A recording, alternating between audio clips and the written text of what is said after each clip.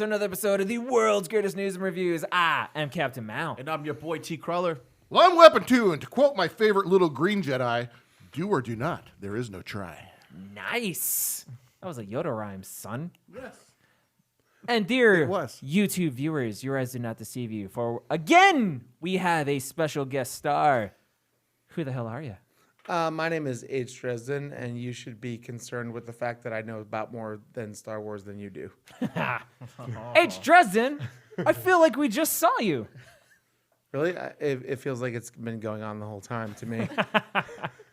Well, thank you for joining us on this bonus episode of the world's Time greatest means nothing to podcast. him. Bonus Time is a word. Time is a construct, kids. It's all or So nothing. it's fine. It's fine. We're gonna be great. But this is a bonus episode, and we are doing a special thing here. This is not going to be a regular formatted TWG podcast. What we are doing now is we're going to bring you an all Star Wars themed podcast in fucking celebration of Rise of Skywalker, which is coming to a theater near you very, very soon, depending on when We you never watch this. changed our set. We're going to change our set for Star Wars. Look We what were we going to did. change our set for Star Wars, There but we this go. is a two-bit operation, This and we don't know sucks. what's going on. So, hey, Also, he said celebration, lamentation, maybe another word that you might want to use. It's fine. It's just about your perspective. we're going to be talking about Star Wars. So, I would like to point out that Mr. Weapon 2 and Mr. H. Dresden are possibly, dare I say, the biggest Star Wars fans that I know. I would consider Are you saying myself. we're fat? Yes, that was. I think that's what he's saying. Don't you think? I would consider myself a very large Star Wars fan, unless I'm But in the not same as room large with as them. these other guys. Why not? Exactly. Because you're skinny and fitness oriented. I get it. It's fine. So part of the reason I wanted H. Dresden on this show is to talk about the Star Wars, because Star Wars is, dare I say, his religion. He is super into it. He has a lot of things to say. It means a whole hell of a lot to him. But you know what? Star Wars means a lot of things to a lot of people. So to start this episode, I would like to go around and say very quickly, how did you get into Star Wars, and what does Star Wars actually mean to you in the grand scope of all the things nerdy? H. Dresden, how did you get into the Star Wars? Okay, so I was born in 1978, so I vaguely remember seeing Empire Strikes Back. Okay, like I knew it was important, I knew it was great, I knew it was wonderful, but I really didn't get it. I couldn't fit it into any sort of understanding of life as far as I saw things. But at 5 years old, goddamn if I don't remember going to see Return of the Jedi with my little fold-out lightsaber and everything, and it just was completely the most amazing thing. And then, okay, so then there's the moment, okay? We're at Jabba's sail barge, and Luke Skywalker does the backwards flip off the diving board, and I was like, all of a sudden, now my life, I know what it's about. Now I just know what everything is. And then, it's all been pretty much that from then. So, yeah, that's what Star Wars means to me, is that now I understand the way that I'm intended to interact with the surrounding worlds. Nice. And it's probably safe to say that Star Wars is one of your biggest fandoms, like, period, in the story. Oh, I mean, given the fact that I There have... we go. Shout to the camera. Yeah. Because this guy over here, I don't know if you know him. He at one point was a tattoo artist, and he does a pretty good job of it. So yeah, I do have right, exactly. So yeah, I'm just like, I don't get that tattooed on myself lightly. Like literally, the idea that good can overcome darkness, and the fact that it's about all the things that Star Wars stands for. Yeah, it's important to me. So yeah, that's why I'm here. Thanks. Nice. T. Crawler. Indeed.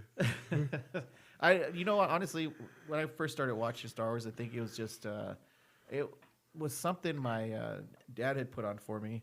My first viewing was not at a theater.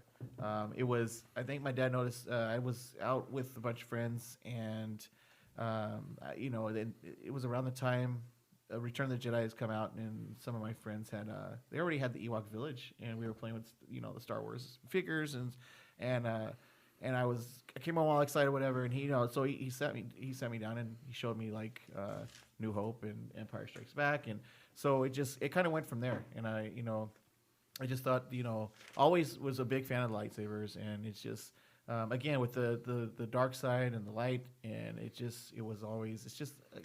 reminded me of some like superhero stuff, good versus evil, so that's what Star Wars, that's how I got started watching Star Wars, and that's what it is for me. Nice. So to me, it's a tad bit more on the sentimental side as well. So I came to find out later on that my parents' first date actually was to go see A New Hope in theaters. My dad was a gigantic Star Wars fan, and so it was one of those things where I grew up as a small child watching the original trilogy on VHS with him, just over and over and over. I remember specifically Saturday and Sunday afternoons, we would just watch the original trilogy like on repeat continuously. My mom didn't give a fuck, but my dad really loved it. Later on, I remember when the special editions came out, the 20-year anniversary, when George Lucas added all the crazy shit that nobody likes. I was a child, so I liked it. And my older brother actually took me to theaters to watch all three of them. And I remember as a small child, watching them in theaters was such a different experience and like got me so much more into it. So for me, it was an avenue to bond with my older brother, who was 10 years older than me, and my father. And that's kind of how it started. But from there, after the release of the prequels, which, you know what, I was a kid when those came out, so I did actually like them. I grew up and got smart and realized they're not good movies. But like they were a thing that I enjoyed as a child. And now moving forward, I realized that, you know, Mr. Dresden and T. Crowley hit the nail on the head. They're a story about light versus dark, about good versus evil. They're a story that is as old as time, but it's one that continues to resonate with me personally because of how I got into it. So Star Wars, while it might not be my favorite thing, it's always been something that I've cared about and that has been near and dear to my heart. And I will continue to love Star Wars, and I'm very excited to talk about it. Nice. Weapon 2. Well, let me tell you, people. When I was in third grade, I was 8 years old. My father loaded me and my siblings, my younger siblings, into I think we had an AMC Hornet station wagon at the time. Yeah, buddy. He took us to the Skyview Drive-In to see a little double feature. One of the movies was Soylent Green, starring Charlton Heston, where old people got turned into food for the rest of the population on the earth. Dirty heaps. But the first movie was a little movie called Star Wars. It wasn't called New Hope. There was nothing. It was just Star Wars. It was the only movie, and it was called Star Wars. When that thing started, my mind was blown. I'm like, wait, a long time ago in a galaxy far, far away. Where is this place? And how long ago? And why did they have laser guns if it was a long time ago? How far away? But none of that mattered because I just saw this universe of a story like it's like I don't know how to explain it. It was kind of religious to me, but more like just kind of a God, I don't know. I fell in love with that story. I fell in love with the story and the characters and everything about it. Couple years later, when I was in 5th grade, The Empire Strikes Back came out, and my friends and I would sit there. We'd be drawing comics. We kept all the scenes. We kept drawing it out in books, and I just couldn't get enough of Star Wars. And I don't have as good a memory as Agent Dresden, but I've loved this whole franchise. Even when they went back to the prequels, of course, I was an adult and had children at that time, but took my kids there. And even though there's varying degrees of things that I don't like about those 3 movies, I appreciate all parts of those movies and part of the story and the folklore of Star Wars, and was super excited when they started making the recent trilogy that we're 2 into already. And God, I just love Star Wars. And that's all I have to say. Nice. All right, so real quick, let's go around the table and just, without explanation, without defending it, what is your favorite Star Wars movie of all time? Weapon 2, go. Of course, Empire Strikes Back. Empire. Revenge of the Sith. Empire Strikes Back. Okay. You I don't feel have- like if that's not your answer, you're wrong. But I mean, can- I but just can I forgive didn't you. expect Well- Revenge of the Sith. That's fine. I So- said he doesn't have to defend it. I said he doesn't have to Oh, defend no, it. he doesn't have to defend it. It's but not just, even you really know, about feelings. It's just reality. exactly. I mean, that's So that's the thing. one other thing that you've probably heard us talk about on this podcast is ILM, Industrial Light and Magic, and I feel like you can't talk about Star Wars without talking about that real quick. So if you guys don't know, George Lucas was trying to make the original Star Wars, and just straight up, a lot of the technology to do the things that he wanted to do just didn't exist at the time, right? So ILM was kind of, in a way, created in order to allow him to build and do the things he wanted to do for these movies. And if you don't know, Industrial Light and Magic, specifically in the 80s and 90s, is probably the best special effects company you have ever seen. They have made some of the greatest special effects in movies that to this day hold up amazingly well. Also, if you've heard of a thing called THX, I'm not really sure if you've heard of that, but every single movie theater uses it. That's also a product of Skywalker Sound. Like, absolutely. Yes. So the point Yeah. is that Star Wars didn't just change the landscape of movies, it changed the way movies were made. Absolutely. It has had so much to do with the landscape of cinema and storytelling, period, moving forward. It's insanely amazing as to what it has become. And so talking about how it started, and like a lot of people thought that Star Wars was going to bomb, and like not everybody thought it was even going to be a thing. We're at the point where we are now, where Disney has bought Star Wars for roughly $4 billion, I believe is the purchase that was made. Yep, exactly. And they've already got their money back. I mean, it wasn't even an issue. But we're at the point now where Disney, the purchaser of Star Wars, has made its own streaming service. There's a little show you might have heard of called The Mandalorian, which is streaming right now. At the recording of this podcast, we are 2 episodes in. And fear not, dear citizen, we will give you a full review of season 1 of The Mandalorian when it is finished. But as of where it stands right now, I kind of want to go around and talk about what do we think about The Mandalorian 2 episodes in. T. Crawler, start with you. For me, the first episode when I first started watching it was already just, for me, it felt refreshing. There was no Skywalker bloodline we were worried about. We have the Mandalorian, and it shows him going about his day, doing what a bounty hunter does, and so you get a feel of what he does, and how badass he is, and he's not overly badass. He's badass enough to do what he needs to do, and you go get his job done. So for me, like I said, it was refreshing to see this, and and just to see a whole nother view on things. So I mean, because I was already excited for a new trilogy after this one ends, after this last Rise of Skywalker ends. So for Mandalorian, that was for me. It's just, the word that keeps coming out is just refreshing. Again, like it was nice to see some different stuff. I completely agree with you. Dresden. To me, I think that The Mandalorian is familiar enough to conjure up nostalgia for the old things, right? Like, we know about Boba Fett. We know he's a Mandalorian. We know he's got Beskar armor. We know all that sort of stuff, right? And also, now this is a completely new step forward that doesn't necessarily tie into any of that. And in fact, like, we know it takes place between series. So, like, now we have this person, and, like, we don't know where he fits in. Right? So it makes us question, it makes us wonder. And like, that's what's good about Star Wars, is it makes us wonder and question, like, what would we do morally, right? Like, where would we fall on things? And like, now there's this person, like, and like, he's just doing his job, right? I mean, he's just doing his job, and where do we all fall on that continuum? So I love it. I think it's amazing. I think it's perfect. I love it. Weapon 2. Well, I've been super excited about this since I originally heard that they were going to do this. I have spoken. I agree. I have spoken. I was wondering who would be the first one to do it. As soon as I agree with everything that Ace Dresden, I agree with everything that everybody said. The thing is, here's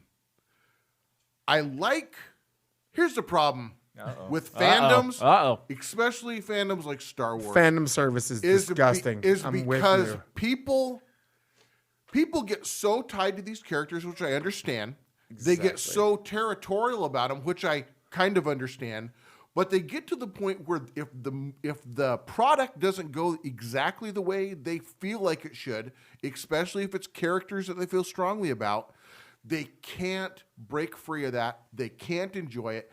And most of the time, if they're the people who can't enjoy something that's gone a different direction than they think that it should, all they do is complain and they say they hate it. Mm-hmm. The thing I like about getting away from those characters that people have such strong feelings for is we can write a new story. We can write a new story in this universe that everybody loves. Everything is familiar because they're, like you said, Mandalorian. Right. I mean, spoiler alert, spoiler alert, you're going to get a little baby from the Yoda species, which we don't know the name of. They've He's never totes said. adorbs. But he is just the cutest little fella. That's true. And you think that, well, he's 50 years old, but geez, he's only going to be a little baby. He can't do anything. Next thing you know, he's saving the day, like a master Jedi, somebody who's strong in the Force would do. So I can't wait to see the direction this goes. I have all the hopes in the world for it, along with everything else that Disney Plus is doing. I hope that seems like we're getting a lot of new series in the Marvel universe. I hope that they can fit in another one or two type in the Star Wars universe as well. Yeah, so I completely agree with pretty much everything you guys have said, not to be that guy. But yeah, so The Mandalorian itself, the series feels like the original trilogy. And like there's no I believe Star Wars is about how it makes me feel. It's about moments, right?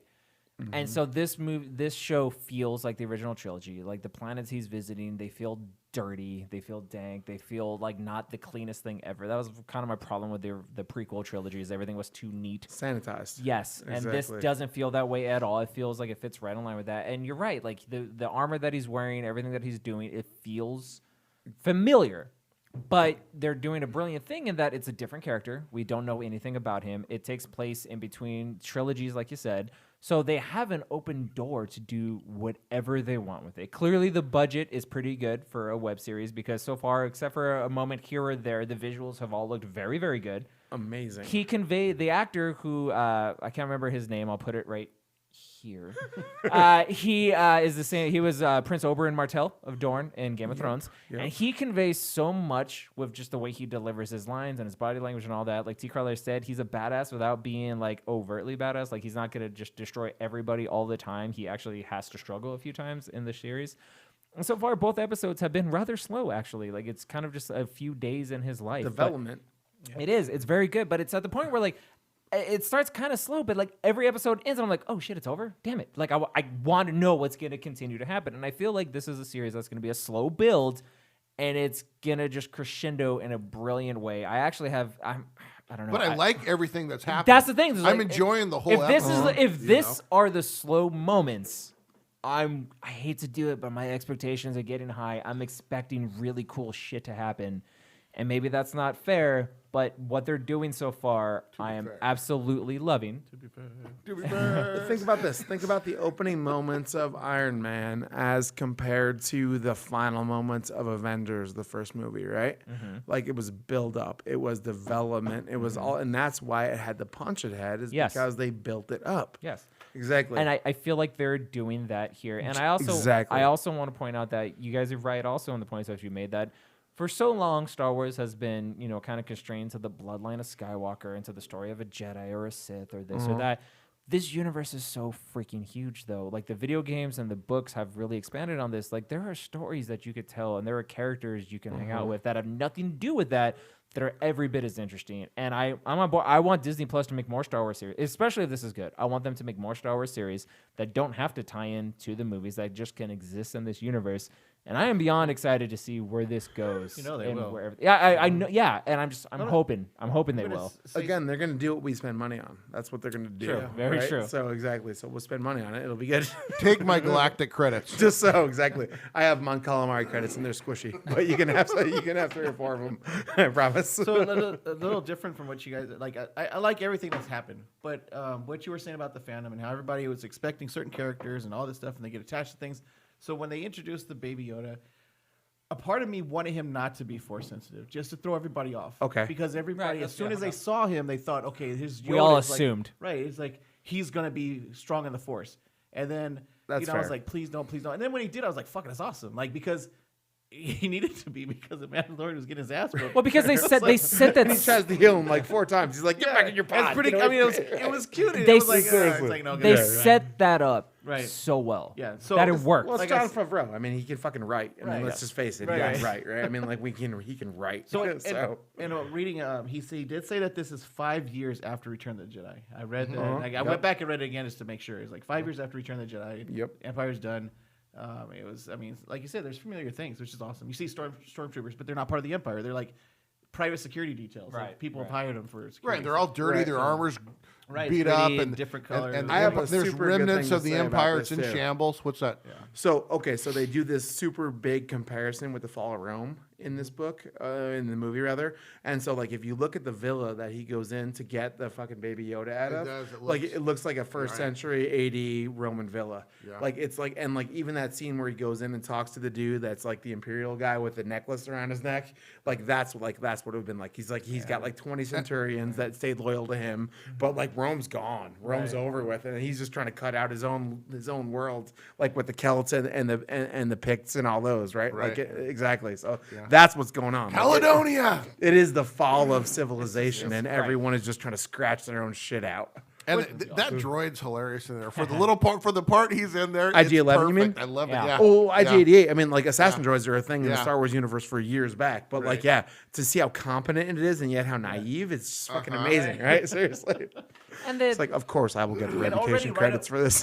right away. I'm activating my self-destruct. Wait, no. Yeah, don't Don't do that. Don't do that. Like, Already- do it in a minute. I'm going to self-destruct you, but just wait a minute because I need your help. right.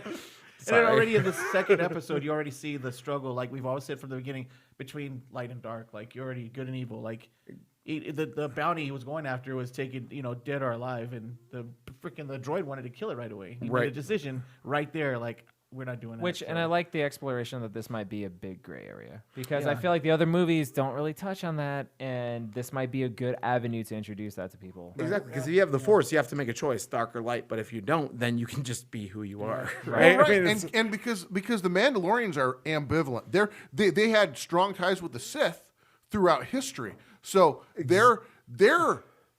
had ties to the dark side of the Force for a long time. I mean, as a group, so it lends this area where you're right. He's just this guy who's not claiming to be good or bad. I mean, Right. he made what we're going to consider a good decision when he chose to not kill the little 50-year-old baby.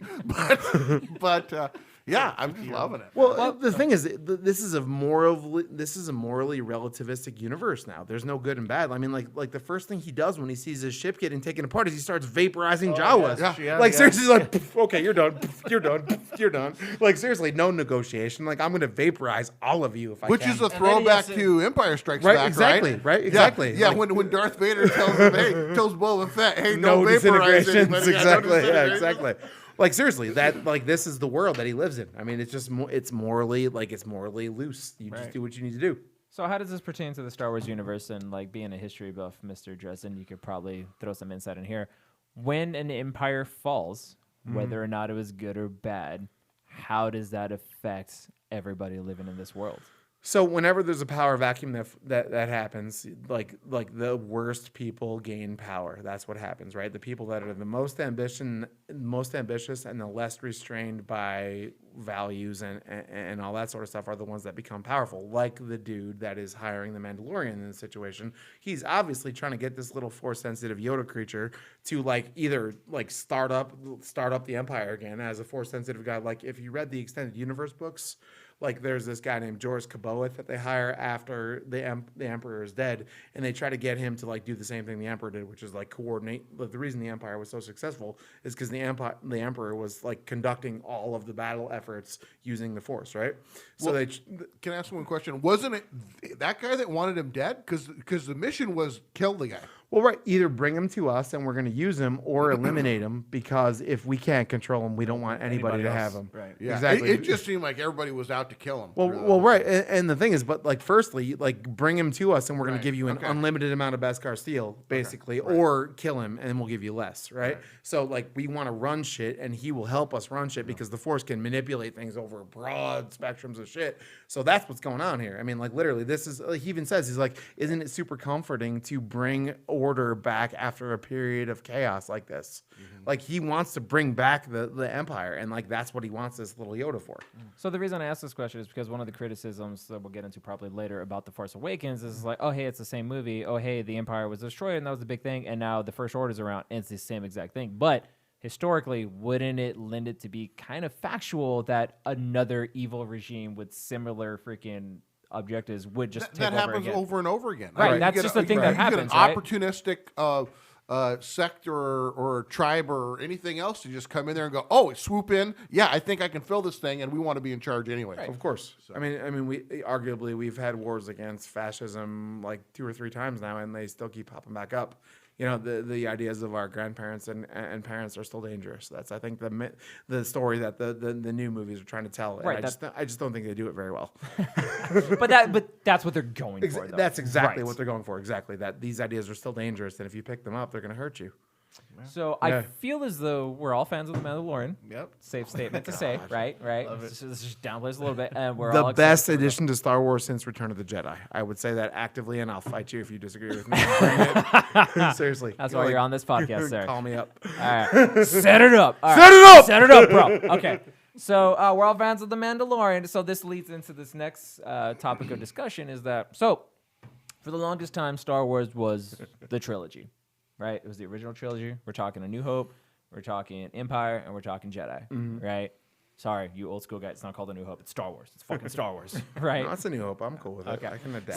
I'm just saying, when it came out, it was the only movie, and it was called Star Wars. They right. added the other one too. Oh wait, let's give it a catchy name like everybody else. So what Weapon 2 is saying is that he liked it before it was cool. It's Yes. cool. We'll just move Yes. on from there. You're not a poser. We think- get it. I We think fucking no, get no, no, no, it. no. Oh, I you think- liked Hot Topic Hold before on, it was partner. cool. I Hold get it, on. I get it, I I get it. think I liked it as it was becoming cool. I think is what I like. Okay. So you're Fair tapped enough. into the zeitgeist, is what you're saying. Fair enough. I had my finger at the on the pulse, bro. I was right Exactly. there. When the shit So- was going down.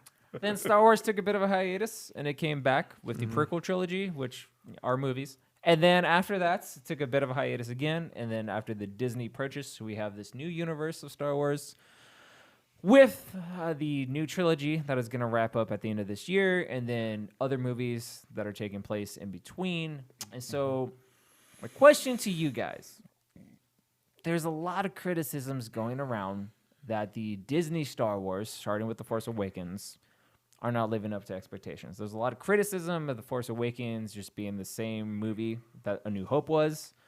There's criticisms of Rogue One. There are criticisms of The Last Jedi. There are criticisms of everything moving forward. So my question is, what do you guys think of Disney Star Wars? When compared to the OG trilogy, the Prequel trilogy, how do you think it fits in? How do you guys think it's going to go moving forward? Are you happy with it? All that kind of. I want to know all the things you have to say about this. And since you are our special guest, it's Dresden. Let's start with you. Okay, so I think that shit.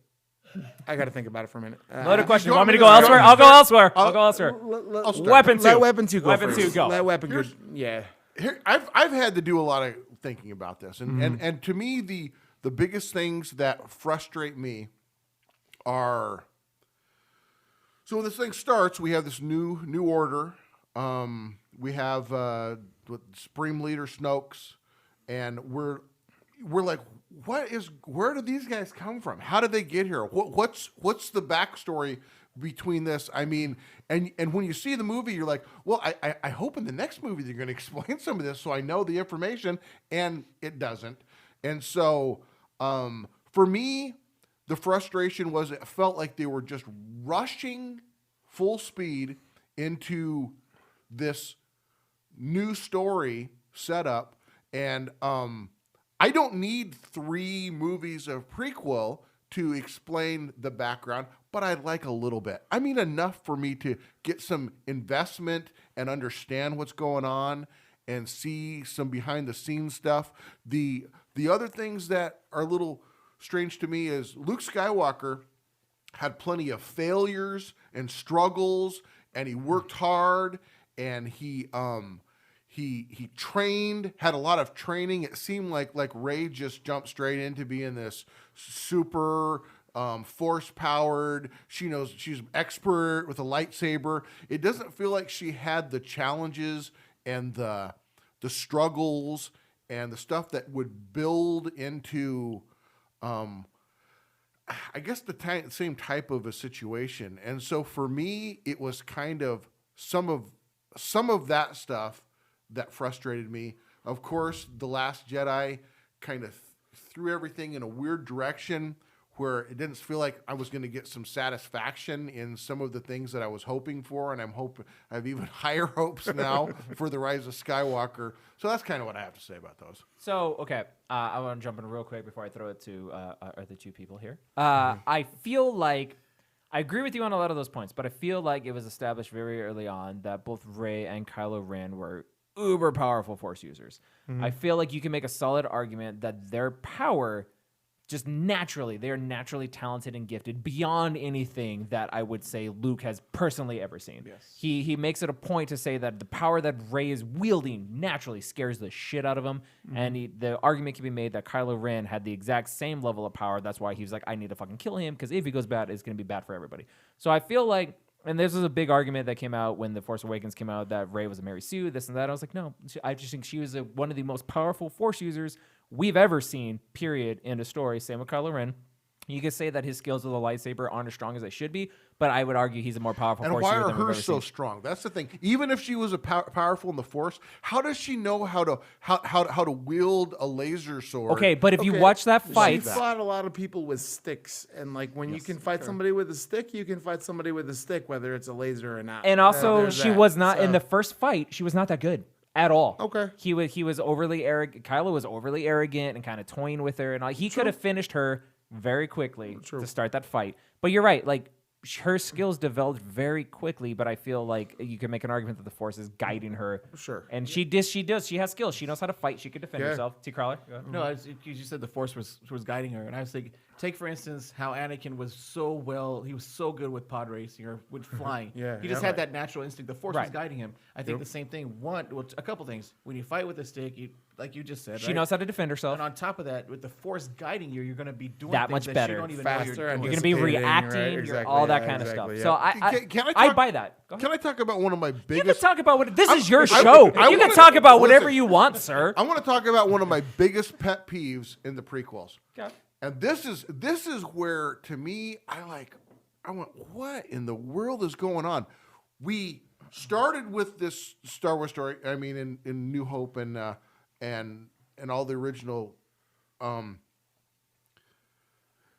movies, is that the way Obi-Wan Kenobi set up the story of Luke's father and Anakin Skywalker was he was such a leader in battle in the Clone Wars. He led us in the Clone Wars, and he was.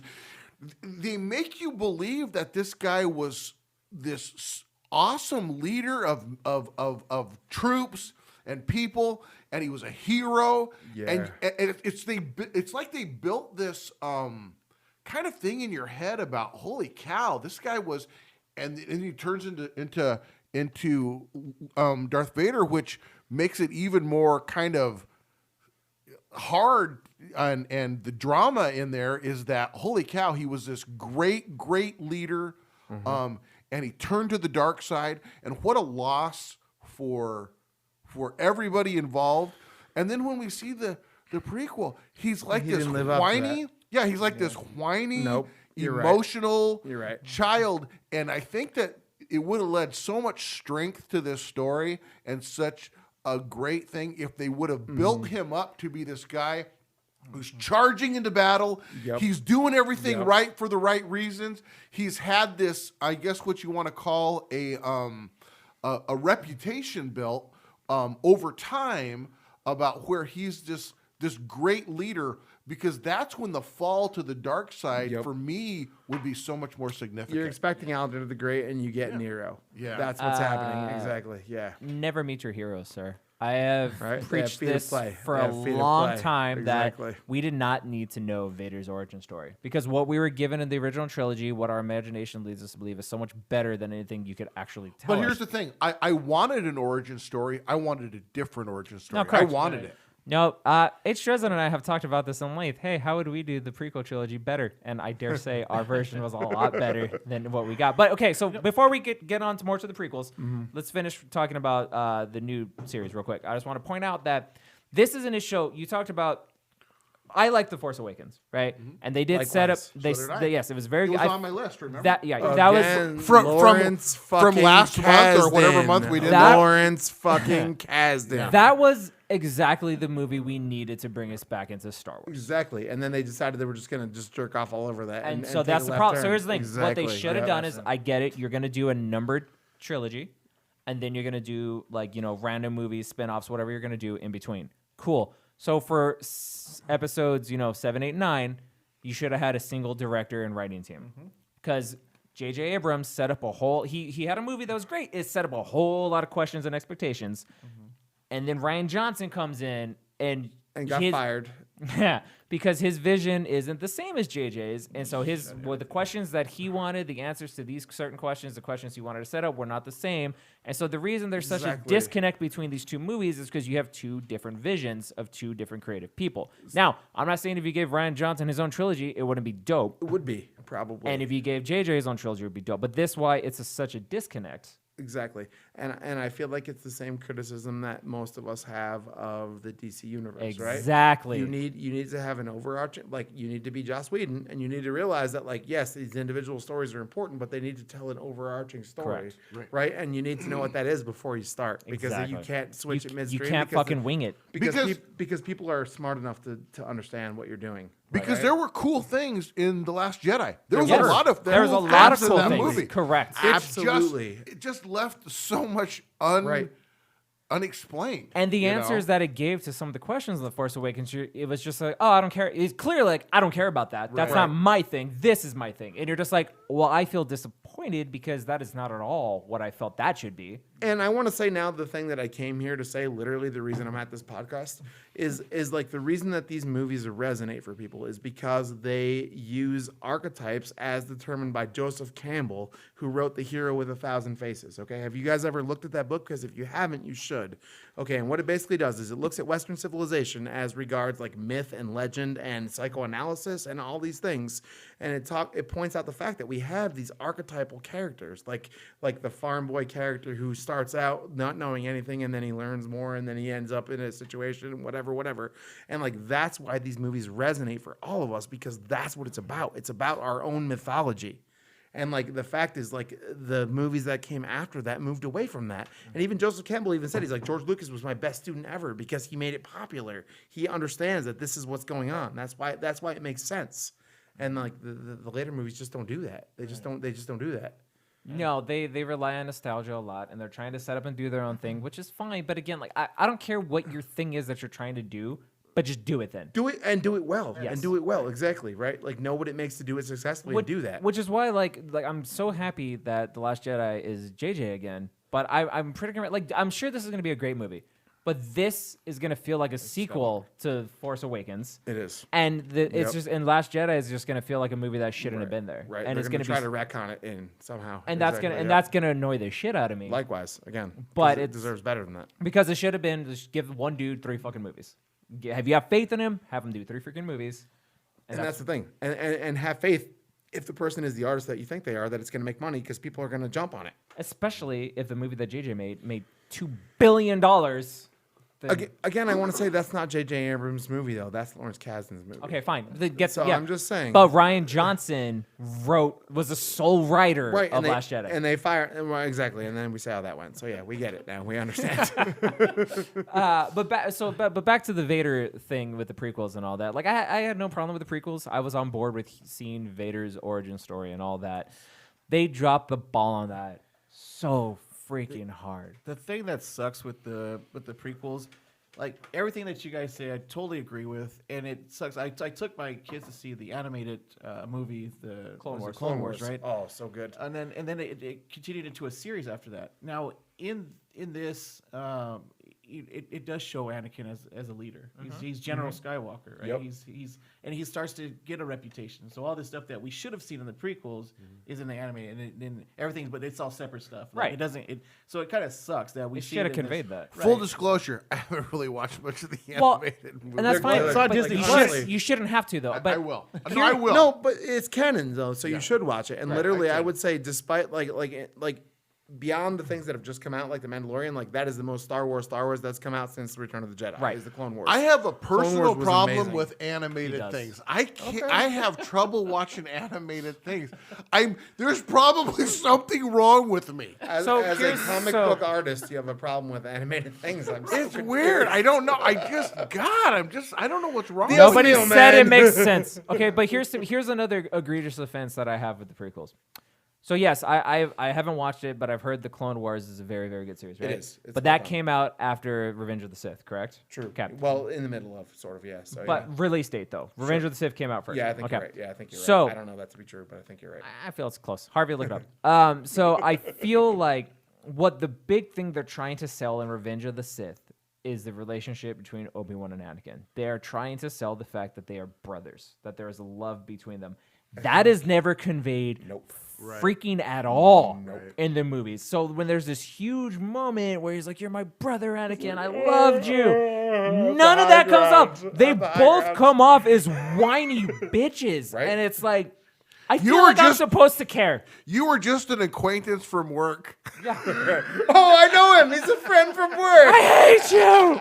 It was Not even a nonsense. friend. It was Just a guy I freaking, know. and like, this will become a 3-hour podcast if we start talking about how these movies should have gone.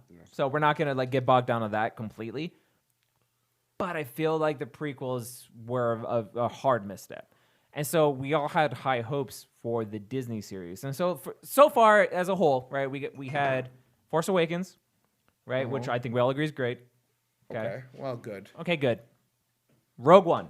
What do we think about Rogue One? I really liked Rogue One. I liked thought Rogue One. Rogue One was a really good movie. So Rogue One has one of the scenes that I picked for my like best Spoilers! Star Wars scenes at all. I mean, we're gonna get to that eventually. I gave Rogue One a solid A-. Yeah. Yeah. So you I liked agree. it, T. Crawler? You liked Rogue One? Yeah, I actually did. Okay. I really liked Rogue One. I liked Rogue One a lot. Yep. Last Jedi had moments, but was not the greatest movie. Yeah, it just had too much kind of frustrating moments, but there was a lot of things I liked. There was a lot of cool imagery and things that happened, but Visually, it it was was so pretty. yeah, it just It was so pretty. But my issue is the things that it did with the characters. I thought made no sense. it was just the story. The story had problems.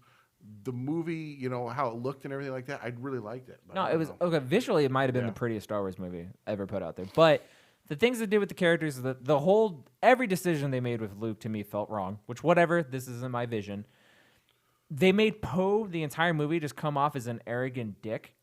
They're the character who's Well, the Han Solo was kind of seen as an arrogant dick. Yeah, and but he's the most beloved Poe character. comes off as extremely unlikable. I in have this more to movie. talk about that, about how you get to like Han Solo, and like literally, I could give a shit about Poe Dameron. And here's the thing: he's in The Force Awakens very briefly, but you love him every second he is on I didn't. screen. I I didn't. liked him. You didn't like him at all. No, I thought he was useless the whole Why? time. No, this is great. Why? Because I felt like he's a trope. I felt like he was like designed to fill a space, and like I already know him before I met him. And so then, when in this movie they needed to expand upon that, which did nothing for you. Bro, I already know you. Well, exactly, and like literally, as things are happening to him and to Finn, I'm just like, literally, I don't care. Okay, fine. Okay, no, concur. So I want to like Poe, but I think this movie did nothing for me to like him. Agreed, exactly. Finn, I liked Finn in the first movie. I didn't give a shit about him. I didn't give a shit about Rose. That whole subplot, Exactly. it bogged Exactly. the movie down. The whole casino planet thing bogged the movie down. And suddenly, I'm so terribly bored. I mean, Weapon I had trouble connecting to both Finn and Poe. I agree. Yeah. Ray, I was like, We love Rey. yeah. Love Rey. Yeah, Like- and I feel that way. I feel like Yep. I just had trouble getting as interested in them as I was Ray. They're So- by supposed to far. be Luke, Leia, and Han Tos. They're supposed to be our generation's trilogy. So to trilogy. say again, I would say that Star Wars the original did a really good job of using archetypes to fill those in. So like Han Solo was clearly like the wild best friend who can't really be contained and he's doing his own thing, right? They did not do as good a job using those archetypes, so that's why it doesn't resonate the same way. All right. Literally, that's just what Point. it is. Very good point. And so, yeah, so that was completely bogged down. And I also, one of my big annoyances with The Last Jedi was, okay, so again, it has very great moments, right? Oh, absolutely. So many yeah. great moments. One of the best moments is when, I can't remember her name, who's the commander that turns the ship around and lights. Purple hair. Yep. Purple hair girl. Purple hair. Light Yep. speeds it through the other ship. Yeah. Okay, Yep. breathtakingly great moment. Uh-huh. But I didn't care about that character. Can I tell you what I wish? I At wish all. that was Leia. Giving Yes, that exactly. That That would've been sacrifice. perfect. That were That would be Leia. the Perfect. sacrifice. Right. That would have been Right. That would have been Heartbreaking. Oh my God. And Right? it would have like been wild heart. force resisting lasers to get in there and Yes. fucking like seriously just Would using have her. been heartbreakingly beautiful. Absolutely. Now, if you want to do the Leia Mary Poppins thing, whatever, fine. I think my number 2, Admiral Akbar, because he just goes out like a bitch. He gets blown up, and he just no, real talk. He turns the ship around before he makes the jump. He says it's a trap. repel firepower of that magnitude. Says it's a trap, and he does it. Now, wouldn't have been as good as Leia, Yeah. but it would have still been a character I like. Yeah. This chick I didn't care about. I mean, she was new. That's the thing. That's the whole point. To feel the loss, you have to have some investment and connection to the character. She was Exactly. so I had new. none. Right. I don't know her as anything else except for the purple hair lady. And she's a cool character, and like I would have gotten Yeah. to know her if I had the But chance. let me get to like, know her. Let me But get all Right. she's invested in all her, she's doing you know? is being the adversary of Poe, who I want to like, and you're making him be a dick too. Right. So it's like I don't even. Oh, that's a pretty shot. But yeah, if that was anybody else, I would have cared more. she's purely the struggle that he has to overcome. Right, Which is, and it's so yeah, cliche though. It's a total exactly. cliche. It's boring. It's boring. So I didn't care. Just so so. that whole Casino Planet thing could have been fucking lost. Absolutely. Now, the end of the movie was pretty good, but I feel like there are a lot of problems, and this really just lends itself to different writers and a different vision being adhered to this movie, right? Exactly. Okay, so we have issues with this movie, clear. Now, Solo, a Star Wars movie. What do we think of that? I liked it. I didn't think it was as good a movie as like Rogue One, but I liked it. Agreed. I liked seeing the backstory. I mean, Han Solo is such a great character. I mean, I'll watch stories about Han Solo all day long, and so to see his backstory and where he came from, and just this adventure, which you know how he met Chewbacca, which is the most amazing thing ever. I mean, it's just and how he liberated the Wookiees who were slave labor on this planet. It was just great. I liked it. A lot of people, I mean, it didn't make a lot of money, but for me as a Han Solo fan, I liked it. So, I had very low expectations going into this movie. Yeah. I liked it a lot more than I thought I ever would. It was literally after the train heist when I looked at my friend and I was like, well, that was a great action set piece. Holy shit. And then from there, the movie got better and better and better and better. Now, is this a movie that I needed to see? No. Was the actor who played Han Solo that great? Nah, he was okay. He did his part. Everybody, dude, The story Lando was good. Calrissian, Donald Glover, Yeah. was amazing. He was so freaking good in this movie. I don't like it. I don't agree with it, but I accept it. Damn. No, to the point when Han's walking off and he's like, we got this new job from this big gangster, da da da, and you know it's job and you know it's that. I was just literally like, when's that movie coming out? Could I watch that movie? Like, Right. I'm down. No, do it now. And it was kind of the same thing I felt with Star Trek Into Darkness when I saw its box office and I was just like, damn, that's not getting a sequel anytime soon. Which is a shame because I really think this movie, I think the problem with this movie is not the movie's quality. I think the problem is people have such a Exhaustion. connection with Han Solo, Yep. and they resonated with Harrison Ford. Anybody else playing that role is fucked. I think like a Darth Vader movie where he's in full costume would have done well. I think a Boba Fett movie where he's in full costume would have done well because you recognize the helmet, the costume, all that. Anybody can play that role. If you Especially change a the- Boba Fett because there's no adult Boba Fett that you've seen without a mask on that you're attached to. Correct. It could be anybody. So and that's You know? I mean, real talk. That's partly why the Mandalorians are doing so well because people are like, oh, Boba Fett. You know, right? So But it's not Boba Fett. it's not. Well, we know that, Disclaimer: it's not Boba but Fett. that's what's going to draw people to it. But think about what a faceless protagonist allows you to do. It allows you to attach yourself to his adventures. Right? I'm him. He is I. Exactly. Just so. That's And so that's then why when it's- when you change up the face of a beloved character to begin with, you're it alienating disrupts your half the immersion. audience. Exactly. Yep. Disrupts your immersion. And so I feel like, yeah, if a solo movie would have came out with Harrison Ford and like if he was younger and shit, I feel like it would have been fine. But we're at the point where a different actor was not going to go well, period. But I liked it. T. Crowler, did you like it? What'd you I think? didn't see it. You son of a bitch. I Not wish that I I don't wish watch they things weren't streaming. I wish they weren't afraid to fill in some more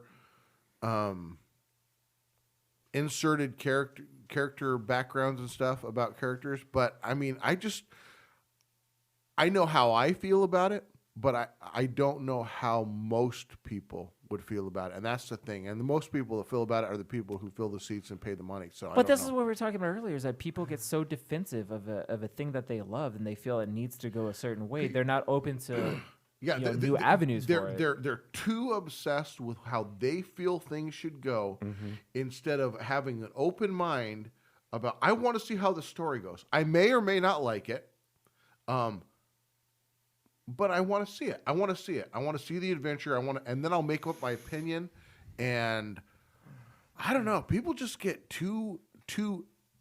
have too much expectations, and they can't break free from it. Definitely. I think entitlement is usually ugly, regardless of what it's about. It could be about whether you should get on the train first or whether the movie that you like should be the way you think it should be. It's ugly either way. And I think that there's a lot of that with Star Wars because a lot of successful, smart people like it a lot. So they think that they have a right to dictate how it goes. And I think that they're really upset about it, which makes me sort of happy. But no, seriously, like I agree. I think, you know what, like venture forth boldly, change the story, mix things up. That was what was great about it. I mean, this is a fucking space. It's a space magic show that happened, right? I mean, like we're gonna fight with swords in space, and it's gonna make sense somehow, and it's gonna be the leading movie of all time. Like, yeah, great. Let's do that. Let's have that level of leave of the bravery. option. Leave the option open that something that you never saw coming in a million years Could be the thing. will happen, and you will fall in love with it. And you will think that is the best thing that could ever happen. Exactly. Because that may happen. I mean, and varying degrees of that. Okay, well, maybe it's not the most amazing thing I've ever seen in my life, but I really like it. I enjoyed it. And I never saw that coming, and I wouldn't have imagined it. But it won't happen if you aim at the middle. Right. It won't happen if you aim at the middle. And like that, like if I had a complaint about the Mandalorian, there's a little bit of fan service stuff in it. Like I don't need to walk down the hallway and see a gonk bot. Like I know what gonk bots are. It's not important to me. Like I know that. Like it's fine. Like that disrupts my immersion rather than like making it stronger. Do you know what I mean? But I feel you. But there's other people that are just like, I know what that is. I like this. I get that, and I think that generally speaking, that art that aims towards the middle is less successful in moving things forward. Correct. Because here's the thing: you could talk all the shit you want about The Last Jedi. At least it tried to be different. At least it fucking took a swing at doing something else. And whether or not you agree with that, it tried to be different. True, I will give it that much credit at least. I didn't like the movie. I'm just saying it tried Right. to be. Okay, so Right. continuing on this train, There's metaphors I can use for this, and I will, and I'll be there. Hold on. there's a little movie coming out next month. And that I didn't movie's hear anything about really, it. it's called The Rise of Skywalker. I don't know if Wait, you guys no, have I- heard about I it. never. Are you sure that's the name? Because I saw I it. am pretty sure the name is Rise of Skywalker. Yep. You can check out the first trailer reaction that Weapon 2 and myself did. But a lot of theories flying around, a lot of excitement, a lot of expectation. So excited. You guys know when they interviewed Ewan McGregor, when they told like, oh, the next movie coming out is like called Attack of the Clones, and he's like, that's not what it's called. They're like, no, we're pretty sure it is. He's like, oh, okay, I gotta go. I just like that Ewan McGregor's like, that's a stupid Right? name. No, that's not what it's called. That's not what it's called. That's what they're going with. Okay. That's stupid. Well, would you look at the time? That was a stupid name. But Rise of Skywalker is coming out. Lots of theories, lots of expectations. What do you guys think and or want to happen? T. Crawler. Don't start with me yet. Jesus Christ, I keep throwing it to the wrong person. Weapon 2. Here's what I So want. much pressure. Here's what I hope for. Okay, I hope for some backstory so we know what the heck happened with the New Order and Supreme Leader Snoke and all this, about how a little bit of how this came about. Doesn't have to be very much, but just a little bit about what the heck happened. And this is what I really hope for. I hope for. It seems like this is going to be an end of maybe the Skywalker saga and lineage, and I hope that it's going to be an end that can kind of feel like you have, I don't know what you call it. What do you call it? Like at the end of somebody's Closure? life? Closure. Some closure that it befits. It's respectful of the of all the story that we've told. That can like make people just feel good about the way it's ending. I'm cool with them moving forward in new directions. I think that it's healthy to move forward in new directions so that we can lose some of our baggage that we have with some of the characters, because that's really what it is. It's kind of baggage. And so, geez, and I'm open. I'm open to everything else about the story. I'm excited to see it. I don't know. I don't like to go in movies with a lot of expectations because I want them to tell me the story. I don't want to go in and, if I already know the story, why the hell am I going to the movie? You know, so that's what I hope for. Dresden? So my hope is that, I mean, essentially the entire Star Wars saga is a story of power out of balance, right? And power either goes one way or the other way. It's like either the Jedi are in charge and it's all orderly and nobody can feel the way they feel, or the Empire's in charge and everybody's just angry all the time and we're going to burn shit down and mess everything up, right? And I feel like if you watch like the movie like The Dark Crystal, like you get the feeling that like the Skeksis weren't right, but neither were the Mystics, right? Like really what it's about is about balance and you need to bring it all back together. So my hope, my legitimate hope is that will be the story that The Last Jedi tells, is that, you know what, the Jedi are not any better than the Sith and that they're both advocates of like lack of stability, lack of balance. You mean like we've been hearing about for 9 movies? Well, the balance? Well, yeah, I hope so. Right, too. but they all talk about the balance, but then they're like, oh, hey, let's kill everybody with a red lightsaber, right? I mean, like seriously, like let's say one thing and do another. I mean, that's the way they run shit, right? So my hope is that it's actually like they actually say like, you know what, okay, we're going to bring the Force back into balance, and then it won't be so disruptive to the galaxy. That's what I hope happens. So then things can happen that don't involve it, right? I mean, it's just there. You don't have to make it the main character because it's already balanced out now. So we can just be bounty hunters that like kidnap people in carbonite and do the shit that we do. But then it would lead to future movies not having to revolve around this story. And that's kind of the point, isn't it? I mean, yeah, that's exactly what I'm saying. Is like that's what should happen. Right, and that's the thing is like the Force can be there, but it doesn't have to be the defining characteristic. Like it can just be somebody that's just enough Force sensitive to like change the way dice roll, like it was in the extended universe, right? Like that's a cool story. Like you don't need a guy that can Force choke everybody in the bar at the same time. That's boring.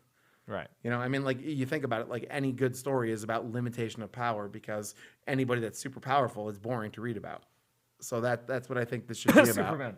So we want two great Force users that use the Force together, the Sith and the Jedi Order. Is that what Like, we want? I'm one with the Force and the Force is one with me, but he has a friggin' dowel rod that he's fighting with. Like, that's interesting. That is, It's- yes, correct. That was very it's not interesting to watch somebody that has a lightsaber, like, and just wreck everybody that's involved, right? I mean, it's boring. anymore. That was cool, 4 movies ago. Right, That's cool. It's cool to see that, but, like, now we're past that, right? I Right. mean, we know that can happen. Right. So, yeah, that's what I'm saying. T. Crawler. So with me, I'm big on like plot twists and things that people aren't expecting. So everybody looks into all kinds of things of what might this mean? What is this going to mean? Like Rise of Skywalker for me, it's like I ultimately want Kylo to go to the light side because ultimately I think in his bloodline he is a Skywalker. If you go back, I mean, his mother Leia, right?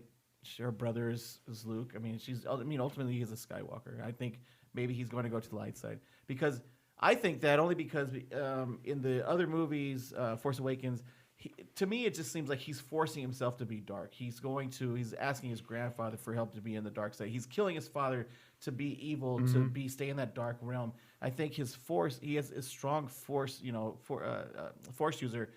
But I think he's destined to be good. I think he's destined to be light. He doesn't want to be that way. He wants to be like his grandfather or great or more evil. And I think it's honestly he's forcing it. It's not natural. It's not a natural thing. Yeah. And I honestly think I want him to rise to go to the light side. I think something in this movie is going to shift, and I honestly want that strength of his force to be for good. Like that's just one of the things I would like to see happen. Well, I mean, I guess not see. I don't know. Yeah, I guess I would like to see that happen. He's like the anti-Luke. If Lucas' whole thing is to reject the prophecy of his family members, he like wants to take it all on. He wants to Right. be that guy, right? Right, Exactly. right. Yeah. Totally. So I get what you're saying. Totally. Just make a good movie.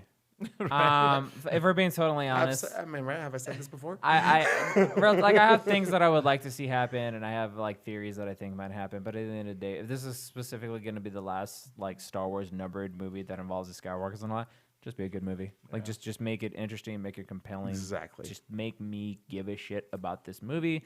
I kind of have faith that they're going to do that. But I'm going into this without expectations as to what I think should or could happen. Mm-hmm.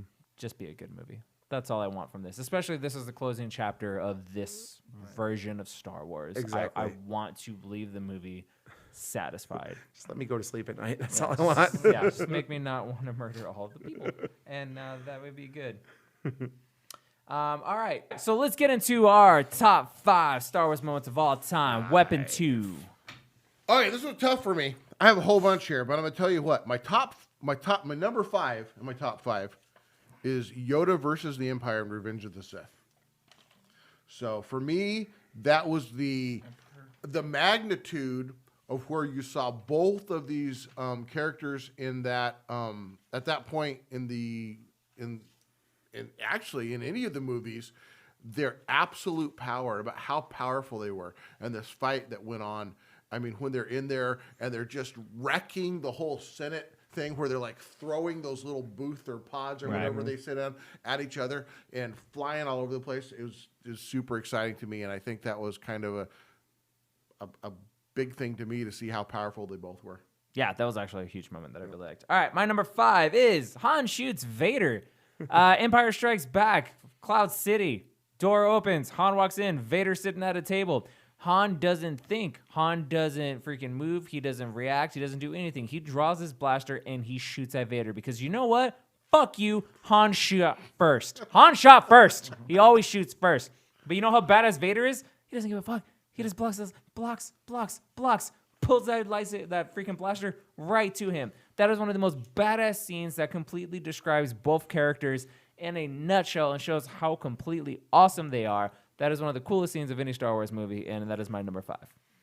All right, my number five is actually it's the call them the throne room battles. So it's the battle with Darth Tyrannus and Anakin, and for me it's because again you have a scene that looks like the Return of the Jedi. You have Senator Palpatine at the time sitting in his throne, I used to call it, as he's watching the lightsaber battle, and then he tells Anakin to finish him. Darth Tyrannus is like, motherfucker, are you serious? Like, what about me? And Anakin, like, you start to see his descent into the dark side. So when he actually takes the hands of Darth Tyrannus off and then cuts his head off, I'm like, yes, that's awesome. So that's my number 5. So my number 5 is Han Solo's chess match with the Imperial fleet as he enters and exits the asteroid field. So he goes in, like, I feel like if I had a major criticism of the later movies is that Han Solo gets done kind of dirty. I feel like he is he's the best smuggler ever. He's a freaking fantastic pilot, and like there's no reason at like 70 that he should be broke and trying to hustle. Like he should be in charge of stuff. So I feel like that's a little bit of a letdown, and I feel like that's evidenced by the fact that like literally his hyperdrive's been disabled. He's in an asteroid field that the successful. Like you could 3,720 to 1. That's the navigation likelihood that he's going to survive. And he goes in there. He escapes a giant space worm, flies out, ties the entire Imperial fleet in knots, and then sticks himself on the side of an Imperial Star Destroyer and escapes. And the only reason he gets caught is because Boba Fett's just a little bit smarter than him. And like seriously, that is Han Solo to me to a T. He's like, you know what? I'm going to take the situation. I'm going to fix it so I can survive. That's what I love about that scene. Nice. Weapon 2, number 4. Number 4 is Luke Skywalker destroys the Death Star in A New Hope. So for me, I mean, the Battle of Yavin, that's the key point in the entire Star Wars universe. Everything's either before that or after BBY that. or ABY, exactly. So, I mean, geez, I mean, that's super significant, and it was awesome. Oh, that it? All right, yeah, it's great, awesome. I don't know what else to say. So me, number 4, Just like Beggars Canyon. Duel of the Fates. This would be Star Wars Episode 1, Phantom Menace. We got Qui-Gon Jinn, Obi-Wan Kenobi versus Darth Maul. Say what you will about this movie, it's not good. This lightsaber fight is freaking awesome. As a young child watching this in theaters, I was mesmerized. We got the dual lightsaber. We got just some of the sickest lightsaber choreography and fighting that goes on. Cut out all the nonsense that happens in between takes. If you would just watch like a supercut of this fight together on YouTube, it is insane. It ends on a very, very weak note. I'm not going to lie. But the fight and everything leading up to it is great. It's emotional. It's awesome. And probably one of the best lightsaber fights in the entire saga. That is my number 4. T. Crowley, go. Man, my number 4 is the same thing. Because, and I just love the aspect. Like you have this Sith that we haven't seen up until now, and he's he's dueling.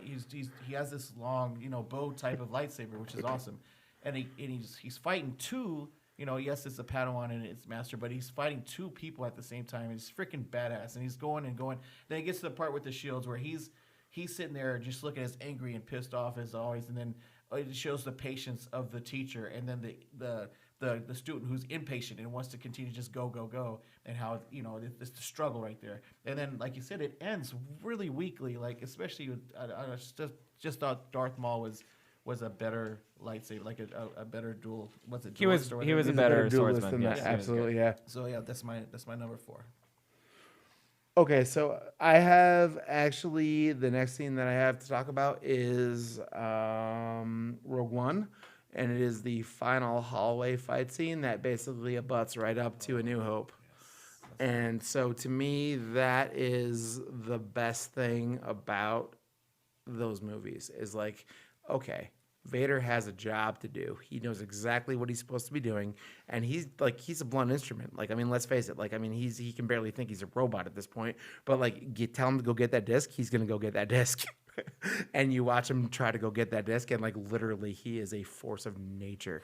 And to me, that is everything that is exactly what he is to me in that moment is perfect, and that's why I love that scene. Nice. Weapon 2, number 3. So for number 3 for me is the redemption and the death of Anakin Skywalker in the Return of the Jedi. So for me, of course you have like another battle between Darth Vader and Luke Skywalker. And at one point when the Empire is trying to get his way, or the Emperor is trying to get his way and convince Luke Skywalker to go to the dark side, he basically throws down his lightsaber. He says, I'm not gonna kill, because he wants him to kill Darth Vader. He wants him to take his place. And he says, I'm not gonna do it. You see some conflict there in Darth Vader, where he now has to make a decision about whether he's going to kill his son, or Luke Skywalker, however you want to look at it, whether he's Darth Vader or Anakin Skywalker, and continue to be this pet for the Emperor, which is basically all that the Emperor sees him as, or whether he's going to have some redemption here and make some decision and save his son. And he does. He makes a decision, throws the Emperor down the shaft, and dies. And kind of has some redemption there. So that's why that's a big one for me. Nice. So my number 3 is Rey calling Luke's lightsaber. So this is the final battle that is setting up at the end of Rise of Skywalker. This entire movie, we're set up to believe that Finn is kind of the one who's going to be force sensitive. He's the one who's going to be using the lightsaber and all that kind of stuff. He's the one who's going to be the next Jedi. And we are thrown a kind of a hard curveball when he gets owned very quickly by Kylo Ren. Kylo Ren goes to call Luke's lightsaber toward him, flips right by him, and Rey catches it. My theater erupted in applause. That was one of the coolest freaking moments that I've had in a movie. Then the fight goes on, and we all know how that movie ends. But that moment of her calling the lightsaber to her, catching it, I cheer every single time that I see it. That moment was awesome, and to me, that is Star Wars in a nutshell. T. Crowley. Nice. My number 3 is the same one that Weapon 2 had just described. It was the battle with between Luke and Vader in that whole scenario. So basically the same reasons. So Can I do my 3 and 2 together? Yeah, go because ahead. they go together perfectly. So Okay. my number 3 is the Mos Eisley Cantina scene from A New Hope. Okay, because to me that is what defines what it is to live on the outer rim in Star Wars. Like here's like you take it from Luke's perspective. He is this he's a farm boy. He doesn't know anything about anything, and like he wanders into this bar where like there are like werewolf looking monsters, and he goes to just get a drink, and like I don't like you, and my friend doesn't like you either, and we're gonna kill you, right? So like seriously, that is like he is just he's a punk in that scene. Like he's the guy that everyone is picking on, right? So and then like Obi-Wan has to save him, and Han has to save him, and everybody has to save him, right? Now fast forward to the sail barge scene in Return of the Jedi. Okay, that's the next thing I want to talk about. It is the actual inverse of everything. Okay, Han is vulnerable; he can't see. He's completely on his own, right? Luke is the guy that's going to come in. He has the plan. He's going to save everybody. And to me, that is the quintessential piece of character development for Luke before he faces the Emperor and Darth Vader. Is like all of a sudden I went from being the farm boy that doesn't know anything about anything, so now I'm the guy that's going to save the day, and it actually works, and he wins. Yeah. And like so, to me, again, it's about that moment when he freaking is standing on the freaking diving board. And he's like, "Yeah, I'll salute you," and he spins around backwards. My mama had to tell me not to do that on the freaking diving board my whole life. Seriously, because like you don't have the Force, John, so don't do that. But like seriously, that's Luke's moment when all of a sudden like now he's the ultimate badass, and now he has to face the next challenge wherein he's a bitch. But like at that moment, he is at the top of his game. He's like, "Oh, I got this. He's like, "Oh, Jabba, do you want to negotiate, or should I just kill you from here, even though I'm unarmed and my hands are tied? Like, how do you want this to go? Talk to me about it." So yeah, those two together to me are like the quintessential character development of Luke. That's awesome, and it's kind of foreshadowed when Han is thawed out of the carbonite and he's in Chewie's arms, and Chewie's talking. He's like, "Luke's gonna save us. Luke can't save freaking anything." Exactly. Or whatever. Luke can't fight his way out of a wet paper bag. Yeah, Who right. even hell is this guy? Exactly. Exactly. Yeah. Awesome. All right. Boba Fett, where? Weapon 2. So number 2 for me was when Kylo Ren kills his father Han Solo. So for me, Spoilers. So for me, that was the most emotionally significant moment, 2 point in those movies for me was when that happened. Because, God, that just, man. Right. Oh, my God. Sometimes I can still feel that. I was like, oh, my God. Man, that was tough for me. It was That was tough. pretty rough. And that's why I picked it. It was just tough for me. It's all about the feels. Got me in the feels. It's all about the emotional. feels. All right, my number 2, Luke v. Vader, Empire Strikes Back. I believe this is the better of the 2 fight scenes that happen in this trilogy. One, because Vader absolutely destroys Luke. Right. Nothing Luke does is effective. Vader just beats the ever-living piss out of him while laughing the entire time, basically. And then it has one of the greatest reveals in all of cinematic history. It has probably the best Spoiler twist alert. ever. Spoiler alert, in case you didn't know. Vader might be Luke's father. He lets him know. We have the no moment. It's great. It is one of the best things ever that has happened in the history of movies. Honestly, this would be my number 1 if I didn't, like, if I saw it happen live. Like, I obviously, I saw these movies on VHS as a kid, so I knew this was the thing. But if I saw it just happen, this would probably be my number 1. T. Crowler. Number 2 is the Last Jedi. The again another throne room battle with Kylo and Ren, and they're fighting against. It was awesome to see them fight actually together, because we see them like against each other, and then they're in this room with these, whether they're the Imperial guards or whatever they are, and they're fighting together. And you're like, you have a slight, like, a glimpse of hope, like, oh my God, are they going to team up? Is Kylo coming over? Like, is he good? Like you know, because they're working together, and then of course it seems like that scene where there's this particular scene where I forgot how they go, but they drop the lightsaber into another hand. Yep, back to back twisting, all that shit. And Yep. it's like after a scene in that movie, seems like almost a lot of other movies I've seen it, they do that specific move, and it's like, holy shit. Like, but anyway, so when that happens, and then after it's all done, and then he's going right back to what he was, and he wants her to join him. So it's like that whole scene. I like that. That's my number 2. Nice. Dresden said is number 2. Back to Weapon 2. What's your number 1? So number 1 for me was the most shocking moment in my life in Star Wars, and that was I'm your father in Empire Strikes Back. Mm-hmm. I can remember when I was a young lad, I was in the movie theater watching this as it was released, and Darth Vader said, "No, I'm your father." I feel like the way I remember it, both Luke Skywalker and I yelled at the same time. That's impossible. I remember going, "No!" So yeah, it was so shocking to me. Yeah. And so that, I mean, the biggest, it's got to be the biggest, if not one of the biggest reveals in all cinematic history.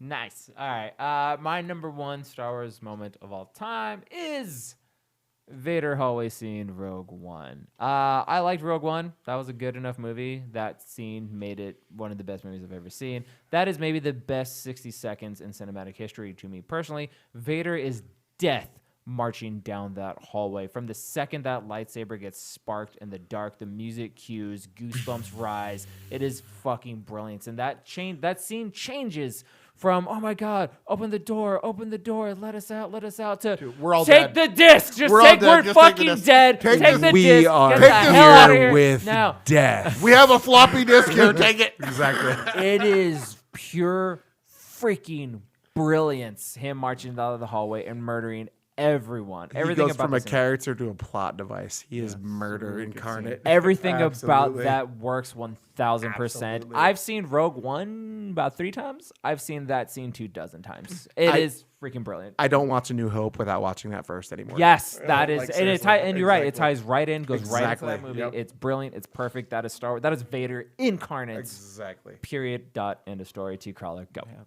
That's awesome. And so my number one is it's episode 3, the battle between Obi-Wan and Anakin.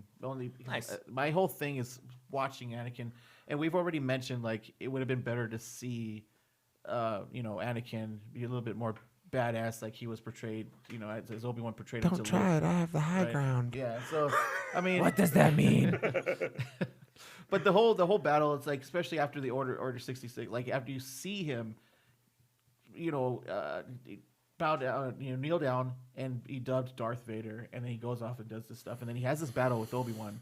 The whole battle, I just like that. It's finally the ultimate descent, like all the way down. He's now the Darth Vader, and then, after the fight and the whole, oh no, that whole scene was kind of stupid, but I mean, I like just the whole battle and how it happened and how he ended up getting all the shit cut off of him and all that good stuff. So that whole fight thing was just one of my favorite scenes from Star Wars. Nice. Dresden. Third act of Return of the Jedi.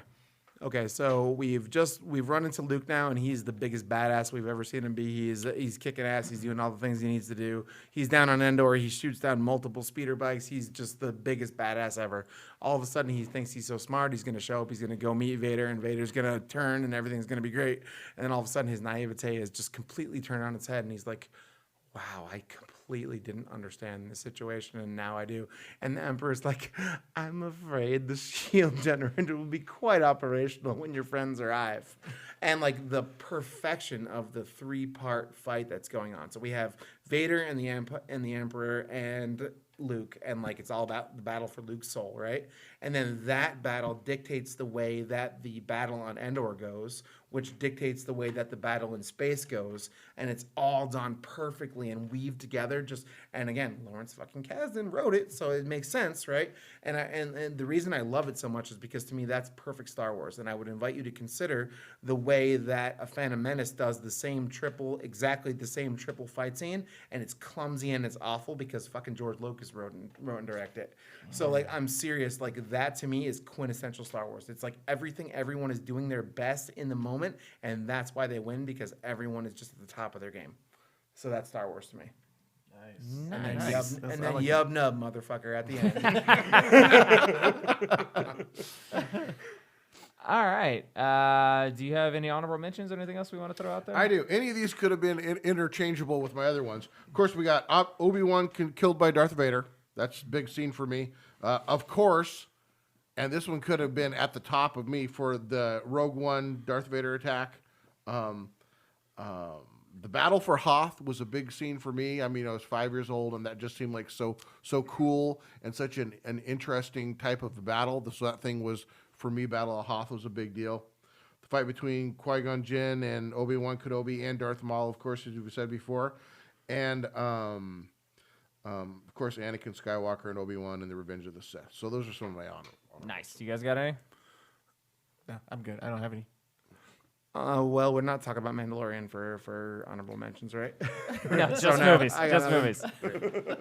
All right, cool. So, What's your time check? what? Dooku and Yoda? Yeah, that is a Yeah, good one. yeah, That's okay, a good yeah, one. that's a good one. Yeah. That felt like a betrayal to me, to be honest with you. Why? Well, because the thing is that Yoda doesn't have to jump around, and if he has to jump around, then he's already lost. That's fair. Okay. Well, they had a battle of forces. They didn't work. They evened out. They stalemated. So then they had to go with lightsabers. If you guys are wondering who's yelling off screen, that is our producer Harvey, by the way, just so you guys know. But yeah, that was cool. So the thing is, the thing we're trying to convey here is that Star Wars means many different things to many different people. You might have grown up with the original trilogy. You might have grown up with the prequel trilogy. You might be growing up right now with this new series of Star Wars. But the thing that we could all say honestly is that we love Star Wars, and we're excited to see where this series goes. We're excited for more Star Wars, shows and movies and all the things. And while we all have different ideas and different plans, and we all have a version of how Star Wars should end in our head, I think it's important to know that moving forward, we just got to accept the movie that we get. We got to hope that it's going to be great, and we got to understand that this is a vision that somebody else has, and we got to just roll with that. And then we're going to continue to get Star Wars to the end of fucking time. It's not going to stop. Disney owns it now, so it's never going to stop. We're going to continue to get all things Star Wars. But if you love Star Wars like everybody at this table does, know that regardless of the direction that the movies go now, it's not going to change anything that you love about Star Wars. Except for Metachlorians, fuck you. And I would say if you're passionate enough to argue your point, you're already on our team. It doesn't matter whether we agree with you or not. Yeah. Because that means you love it, and love is seriously. I was 5 years old. That's when I realized that what my life meant was watching Luke flip backwards off a diving board. Seriously. So if we can argue with me about it, it's cool. I don't even care if you agree with me or not. We're on the That same means page. you're one of us. Exactly. We don't need to agree. Exactly. You are one of us. So, Exactly. gentlemen, do you have any closing thoughts for this podcast? No, just like and subscribe. Like and subscribe. We're gonna Right. plug the contest. Be one Gonna of plug us. The contest. Right. Yes, love us. We'll love you. Don't hold me against these people because they're mostly good and smart, and they just like me for some reason. So I won't be here often. So We are the world's greatest news and reviews. Check us out on Facebook. Check us out on the Instagrams. If you're listening to this podcast on any platform, know that we're also available on YouTube, on Spreaker, on Google Play, on Apple Podcasts, and on Spotify. If you enjoyed this, rate us. Give us 5 stars. Lie. It's okay. Just pretend that we're great. Give us a thumbs up. Give us a like. Give us a subscribe. Share us with your friends because this 2-bit operation is going for you, our world's greatest fans. And as always, thank you for joining us on this episode of the world's greatest news and reviews. If you've enjoyed, be sure to like and subscribe. Peace.